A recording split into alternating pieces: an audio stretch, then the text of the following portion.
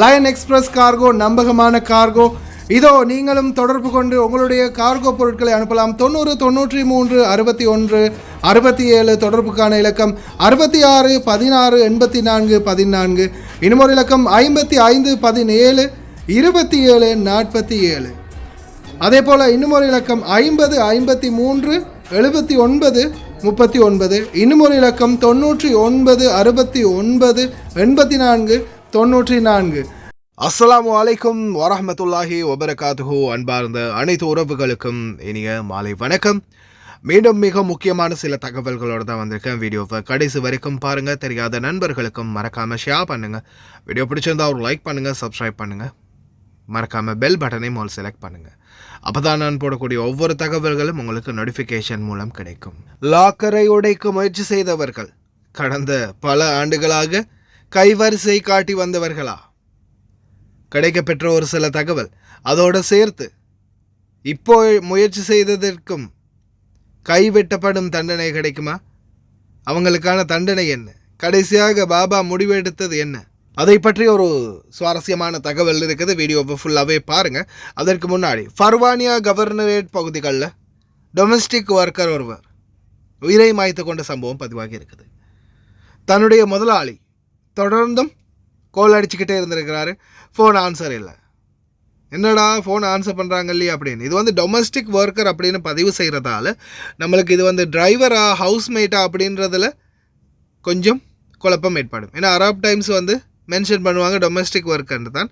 இதில் சரியான ஒரு தகவல் வந்து கோய்த்துறை உத்தியோகபூர்வ நாளிதழ்களில் அல்லது மற்ற சோஷியல் மீடியாக்களில் வெளியாகும். கொஞ்சம் டிலே ஆகும். தேடி பார்த்தேன், காணும் இப்போதைக்கு. இந்த தகவலின் அடிப்படையில் பார்த்திங்கன்னா கோல் அடித்து பார்த்துருக்காரு, கூப்பிட்டு பார்த்துருக்காரு, ஆள் இல்லை அப்படின்னு கதவை உள்ளே ஃபோனு உள்ளே ரிங் ஆகிட்டு இருக்குதே, எங்கே போயிருப்பா அப்படின்னு கதவை திறந்துட்டு வந்து பார்த்தா உள்ள தூக்கில் தொங்கிய நிலையில் இருந்ததாக தெரிவிக்கப்பட்டிருக்குது. இது சம்பந்தமான மேலதிக விசாரணைகளை தற்போது கோய்த்துடைய தடவியல் துறை குற்றப்புலனாய்வுத்துறை மேற்கொண்டு வராங்க. உயிரை மாய்த்து கொள்றதுக்கு உங்களுக்கு கிடைத்தது வெளிநாடு தானா? தயவு செய்து அந்த எண்ணத்தை மாற்றிக்கோங்க. அதே போல் உயிரை மாய்த்து கொள்ள முயற்சி செய்து ஒரு வேளை பிழையாகிடுச்சின்னு வைங்க, எந்த அரபு நாட்டுக்கும் போகவே முடியாது. ஏன்னா அவங்கள பேன் பண்ணி தான் அனுப்புவாங்க. கடைசியாக இந்த நாட்டிலேருந்து போகும்போது எந்த ஒரு நாட்டுக்குமே மறுபடியும் வர முடியாதவாறு. அதே மாதிரி நிறைய விடயங்களில் பேன் பண்ண வேண்டி இருக்குது. குமாரி மற்றும் இன்னும் சிலர், ரிஹாப் குமாரி இல்லையா, அதே மாதிரி இன்னொருத்தங்க நாட்டில் இருக்கிறாங்க, அவங்க பேர் கிடைக்கல. அடுத்தது மீனா ரிஹாப் மென்ஷன் பண்ணியிருந்ததில் மீனா குமாரி, அடுத்தது இன்னொன்று. இது மூணும் சேர்ந்து தான் திட்டம் போட்டு இந்த மாதிரியான வேலைகளை பார்த்துக்கிட்டு இருந்திருக்கிறாங்க. இதுக்கு முன்னாடியே பல தடவை பல விதமான சேட்டைகளை பண்ணியிருக்கிறாங்க அப்படின்றது இப்போ மெதுவாக வெளியே வந்திருக்குது. அது மட்டுமல்லாது சேஃப் லாக்கர் உடைக்கிறதுக்கு, கள்ள சாவி அடிக்கிறதுக்கு திட்டம் தீட்டி அந்த திட்டம் வந்து ஒரு வேளை சக்ஸஸ் ஆகியிருந்தால் அதுக்கப்புறமும் தொடரும் அவர்களுடைய வேட்டை. அந்த மாதிரி நிலைமையில் தான் இருந்திருக்கு. ஏதோ இறைவனுடைய நாட்டத்தால் ஏதோ அந்த டிரைவர் ஒரு நல்ல மனுஷன், இறைவனுக்கு பயந்தவர், இறையச்சம் உள்ளவர், நேர்மையான ஒருத்தர் அப்படின்றதால இதை கேட்ட உடனே கோபத்தில் சொல்லிட்டாரு பாபா கிட்ட. அதுவும் பாபா கிட்ட வந்து சொல்லியிருக்கிறார் அப்படின்னா இப்படி ஒன்று ஆகுது, எனக்கு இங்கே இருக்க பிடிக்கலை, நான் போகிறேன் அப்படின்னு சொல்ல, எனக்கு நாளைக்கு பிரச்சனை வந்துடலாம் அப்படின்னு சொல்ல, இல்லை என்ன பிரச்சனை வருது எதுன்னு சொல்லிட்டு இவங்கள திட்டிருக்கிறார். திட்டிட்டு அதுக்கப்புறம் அந்த டிரைவர் என்ன பண்ணுறாரு, எல்லாத்தையும் அழிச்சு விட்டுட்டு, மெசேஜெலாம் அழிச்சு விட்டுட்டு பிளாக் பண்ணியும் விட்டுடுறாரு. அதுக்கப்புறமா பாபா கிட்ட சொன்ன பிறகு பாபா தான் சொல்கிறாரு, நீ கொஞ்சம் பேசு, உங்கள் ஆளுங்க தானே, பாச தானே, பேசி எப்படியாவது இந்த சாவியோடைய அந்த ஃபோட்டோ மறுபடியும் எடுக்கப்பாரு அப்படின்னு சொல்லும்போது தான் நான் அந்த வாய்ஸ் ரெக்கார்ட் போட்டிருப்பேன். என்ன திருப்பி அவசரமாலாம் கேட்குறேன், என்ன யார்ட்டையும் போட்டு கொடுக்க போறியோ, போட்டு கொடுத்துருவியோ, போட்டெல்லாம் கொடுத்துடாத, இருந்தால் 3 பேர் நம்ம எல்லோரும் சம்பாதிச்சுக்கலாம், சாவியை மட்டும் வெட்டி கொடு, நல்லா சம்பாதிக்கலாம், ஆனால் போட்டுக்கிட்டு கொடுத்துடாத, என்ன அவசரமாக கேட்குற, யார்கிட்டையும் காட்ட போறியான்னு அப்படின்ற மாதிரி அவங்களே கேட்குறாங்க. அந்த வாய்ஸ் ரெக்கார்ட் கேட்டிருந்தீங்கன்னா தெரிஞ்சிருக்கும். அப்புறமா அவரும் வந்து ஆமாம் செலவுக்கெல்லாம் காசு இல்லை தானே, ஏதாவது பண்ண தானே அப்படின்ற மாதிரி அவரும் அவங்க பாசையிலே போய் பேசி ஒரு மாதிரியாக சாவி எடுக்கிறதுக்கு முயற்சி பண்ணியிருக்காரு. கடைசியில் எதை எப்படியோ கள்ளக்கூட்டம் பிடிபட்டுடுச்சு. அதே மாதிரி எனக்கு ஒரு சிங்கள சகோதரி வாய்ஸ் ஒன்று அனுப்பியிருந்தாங்க. சேஃப் அவங்க வந்து வீட்டை தொடச்சிக்கிட்டு இருக்கும்போது தொடப்பக்கட்டு, அதாவது அந்த தொடச்சிக்கிட்டு இருக்கிற ப்ரஷ் வந்து லைட்டாக பட்டுடுச்சு. பட்ட உடனே ஆம்புலன்ஸ் அலாம் மாதிரி அலாரம் அடிக்க ஆரம்பிச்சிருச்சான். வீட்டில் இருந்து எல்லோரும் ஓடி வந்துட்டாங்க. அதுக்கப்புறம் பார்த்தா இப்படி நான் துடைக்கும்போது கீழே பெருக்கிட்டு இருக்கும்போது இந்த ப்ரஷ் பட்டுடுச்சு அப்படின்னு சொன்ன பிறகு சிரிச்சுட்டு, அப்படியா, அது அப்படி தான், பக்கத்தில் யாராவது போனாலும் ஏதாவது சத்தம் கேட்டாலும் அலாரம் அடிக்கும் உடனே அப்படின்ற மாதிரி சொல்லியிருக்கிறாங்க.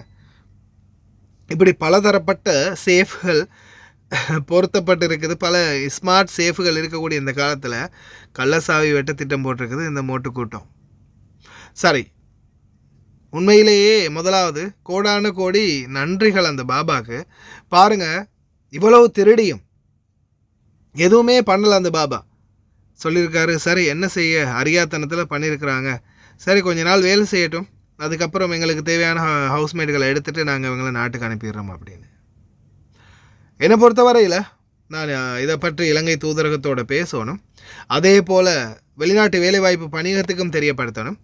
இந்த மாதிரியான தவறுகள் செய்யக்கூடியவங்க, அதே மாதிரி இப்போ நேற்றைய தினம் ஒரு லூஸு ஒன்று கொலோரெக்ஸ் போத்தலில் தண்ணியை ஊற்றி குடிச்சிச்சு நடிச்சிச்சு, அந்த மாதிரி லூஸு கூட்டம். அதே மாதிரி உயிரை மாய்த்துக்கொள்ள முயற்சி செய்து ஃபெயிலியராகி உயிர் பிழைக்கிறாங்க இல்லையா, அது சொல்லுவாங்க இல்லையா, மரத்தால் விழுந்தவனுக்கு மாடு முட்டுச்சுன்னு. அது மாதிரி இவங்க அதிலிருந்து தப்பினாலும் மறுபடியும் அவங்களுக்கு இந்த வெளிநாடுகளில் வேலை செய்கிறதுக்கான சான்ஸ் கொடுக்கக்கூடாது. இந்த திருட்டு கூட்டத்துக்கு, இந்த கள்ளச்சாராயம் வீடுகள்லேருந்து தொழிலாளர்களை பாய வைக்கக்கூடிய கூட்டம், மோக்கத்து வேலைக்கு போடுற கூட்டம், அதே மாதிரி விபச்சாரத்தில் ஈடுபடக்கூடிய கூட்டம், போதைப்பொருள் மதுபான கலாச்சாரங்களில் ஈடுபடக்கூடிய கூட்டம், அதே போல் இந்த உயிரை மாய்த்துக்கொள்ள முயற்சி செய்யும் கூட்டம், இவர்கள் அனைவரையும் இலங்கை அரசாங்கம் என்ன செய்யணும்னா வெளிநாட்டு வேலைவாய்ப்பு பணியகம், அதன் பிறகு எந்த ஒரு நாட்டுக்குமே வேலைக்கு போகாத முடியாத மாதிரி பாஸ்போர்ட்டை பிளாக் பண்ணணும்.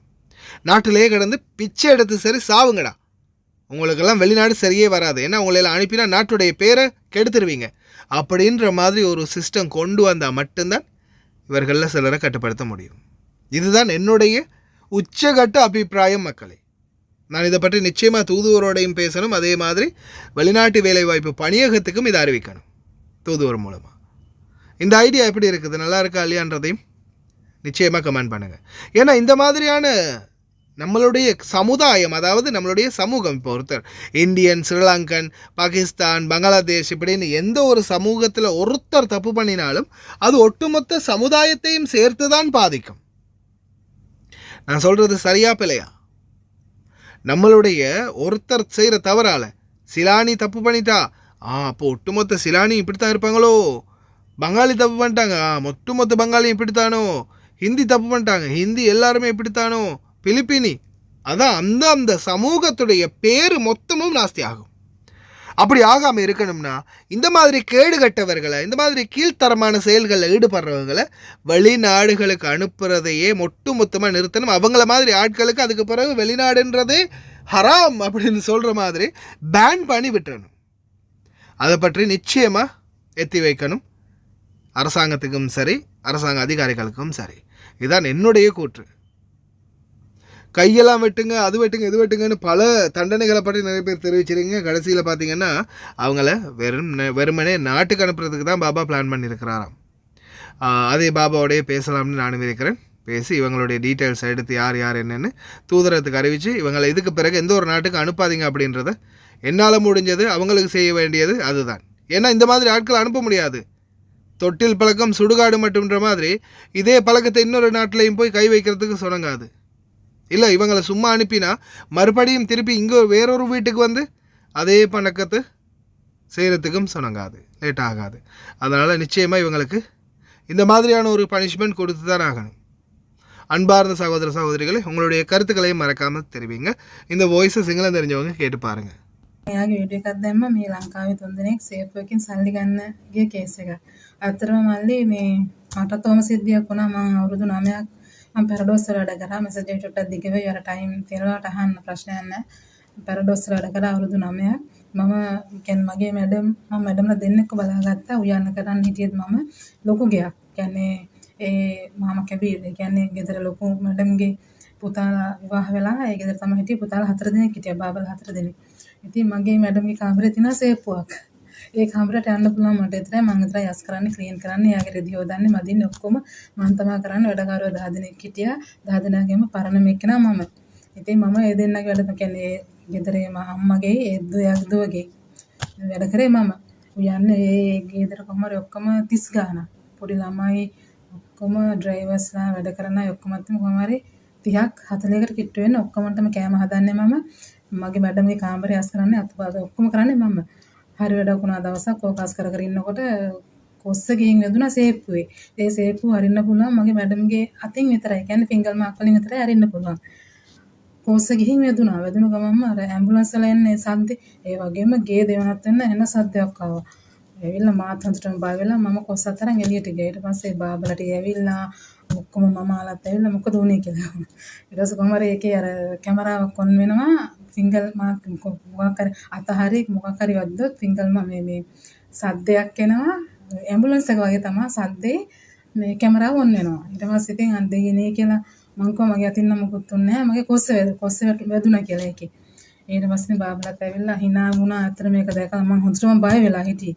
hina වෙලා කිව්වා නෑ නෑ ඒතර ප්‍රශ්නයක් වෙලා නෑ. මේක මෙහෙමයි වෙලා තියෙන්නේ කියලා. ඉතින් මල්ලි දැනුවත් කරන්න මේ කුවේට් එකේ ගොඩාක් ඉන්නවා. ඇත්තටම සේපුවක් ළඟටවත් යන්න බෑ. සමහරක් සේපු තියෙනවා ළඟටවත් යන්න බෑ. අපේ අත වැදුනත් ඇති. ඒකින්ද අනේ පුළුවන් නම් දැනුවත් කරන්න. උපරිම දැනුවත් කරන්න වැඩක් නෑ. දැනුවත් කෙරුවට නමුත් ඔයාලා වපුරන දේ ඔයාලා කපයි. අහන අය අහයි. ඇත්තටම හොඳටම දැනුවත් කරන්න. ඔය වගේ තමයි මම ජෝර්දානියට 2011 ඒ ගෙදර සේප්පුව ඒගේ හොඳටම හොඳ ගයක් මම අවුරුදු 4ක් වැඩ කරා. ඒත් ඒ වගේම තමයි සේප්පුවේ ASCII දැන් මම ඒ කාමරේ තස් කරන්නේ මම විතරයි. සතියට සැරයක් ෆුල් ක්ලීන් කරන්න ඕනේ කාමරේ. උයන්න වෙනම අක්කා කෙනෙක් හිටියා. ඉතින් මම අස් කරන්න යන දවසේ සේප්පුව හොඳටම ඇරලා ඒකේ සල්ලි රත්තරන් බඩු අපේ પાස්පෝර්ට් ඔක්කොම තිබුණා. ඊට පස්සේ මම ආපහු එළියට ඇවිල්ලා මැඩම්ට කෝල් කරනවා. කවුරුත්ම නැහැ ගෙදර. ඔක්කොම වැඩට යනවා ඔෆිස් යනවා ඔක්කොම අල්ලම මම මැඩම්ට කතා කරලා කිව්වා මෙහෙමයි ඔයාලා සේප්පුව ඇරලා තියෙන්නේ මට කාමරේ අස් කරන්න යන්න බෑ කියලා. ඊට පස්සේ මැඩම් ආවා. ඇවිල්ලා කිව්වා අපිට විශ්වාසයි ප්‍රශ්නයක් නැහැ. මම හදිස්සියෙන් මීටින් එකකට ගියේ ඒකින්ද මේ ප්‍රශ්නයක් නැහැ කියලා. ඇත්තටම අර අපේ දෙවියන් වහන්සේ තුළ හරියට ඉන්න නිසා මල්ලි අපිව දෙවියන් වහන්සේ ඇත්තටම ආරක්ෂා කරනවා අපේ හිතේ හොර හිතක් නැති නිසා. නමුත් මිනිස් මේ කුවේට් එකේ ගොඩාක් ඉන්න ඔය වගේ දේවල් වලට බය නැති අය. මේ වොයිස් එක දැම්මත් කමන්නේ අහන්න ඇත්තටම මේ දැනුවත් කරන්න. මොකද අපේ ඇඟිලි වැදුනත් ඇති සේප්පුවක මියුසික් එකක් යනවා එක්කෝ මේ ඇම්බුලන්ස් එක වගේ සද්ද ඇහෙනවා. මොකක් හරි දෙයක් වෙනවා. ඉතින් ඇත්තටම මිනිස්සු පුළුවන් තරම් දැනුවත් කරන්න. පව් මෝඩකමට කරනවද, තණ්හාවට කරනවද, සෑහීමකට තමන්ගේ පඩියෙන් සෑහීමකටපත් වෙන්නේ නැතිව මේ දේවල් කරනවා ගැන දන්නේ නැහැ මල්ලි. ඇත්තටම මේ දැනුවත් කරන්න. ඇත්තටම මම නම් දකින්නේ ගොඩක් කලකට මෝඩකමට වඩා කපටිකමයි තණ්හාවයි කියලා මම නම් දකින්නේ. ඔයාට මේක කියනවා කියලා මොකද ඔයාත් ඒ සම්බන්ධව ගොඩාක් දැනුවත් කරන මිනිස්සු පොඩ්ඩක් දැනුවත් කරන්න.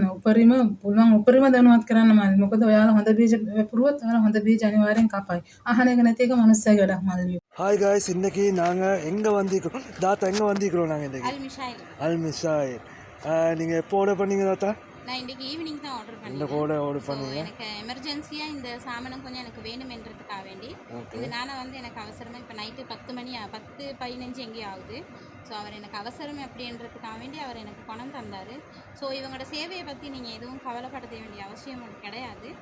அவங்க சொன்ன டைமுக்கு எங்களுக்கு எமர்ஜென்சியாக தேவைன்னு சொன்னால் அந்த டைமுக்கு அவங்க எல்லா சாமானத்தையும் கொண்டு எங்கள்கிட்ட ஒப்படைச்சிடுவாங்க. ஸோ கைஸ் நீங்களாக இருந்தாலும் தாராளமாக எந்த ஒரு பயமும் இல்லாமல் இவங்களோட கார்கோவாக இருக்கட்டும், கார்கோவும் இவங்க செய்கிறாங்க. ஸோ ஜெமியாவும் இவங்கக்கிட்ட இருக்குது, காகில் குக் சிட்டி ஒன்றும் இருக்குது. சாமானமும் நீங்கள் ஆர்டர் பண்ணலாம் தைரியமாக. எந்த ஒரு இதுவும் எதிர்பார்க்காம அவங்க சமூக சேவையை செஞ்சு முடிப்பாங்க. தேங்க்யூ ஸோ மச் தாத்தா. தேங்க்யூ. இந்த தாத்தாவோட ஆர்டர் வந்து இதுதான். நீங்களும் ஒரு 20 கேடிக்கு மேலே ஆர்டர் பண்ணிங்கன்னா நீங்கள் எங்கே இருந்தாலும் பிரச்சனை இல்லை, உங்களோட வீட்டுக்கே வந்து டெலிவரி பண்ணி தருவோம். இன்ஷா அல்லாஹ் இன்னொரு வீடியோவில் சந்திப்போம். Thank you, bye bye.